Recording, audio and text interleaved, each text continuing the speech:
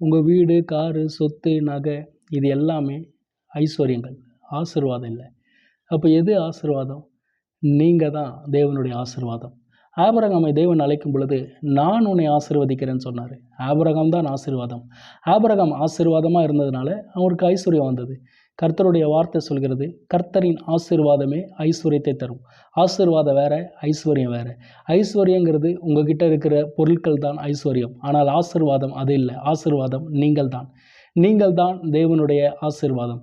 அதனால் உங்கள் லைஃப்பில் எந்த பொருட்களை நீங்கள் இழந்தாலும், எந்த பொருட்கள் உங்களை கைவிட்டு போனாலும், ஒருவேளை கார் போனாலோ, வீடு போனாலோ, நகைகள் போனாலோ, சொத்து போனாலோ, எதை குறித்து என்ன பண்ணாதீங்க, கவலைப்படாதீங்க. ஏன்னா ஆசீர்வாதமாக நீங்கள் இருக்கிறதுனால எல்லாமே மறுபடியும் ஈஸியாக உங்ககிட்ட வந்து சேர முடியும். கர்த்தரின் ஆசீர்வாதமே ஐஸ்வர்யத்தை தரும். தேவனுடைய ஆசீர்வாதம் நீங்கள் தான். தேவனுடைய ஆசீர்வாதமாக நீங்கள் இருக்கிறதுனால ஐஸ்வர்யங்கள் வந்து சேரும். ஆமென்.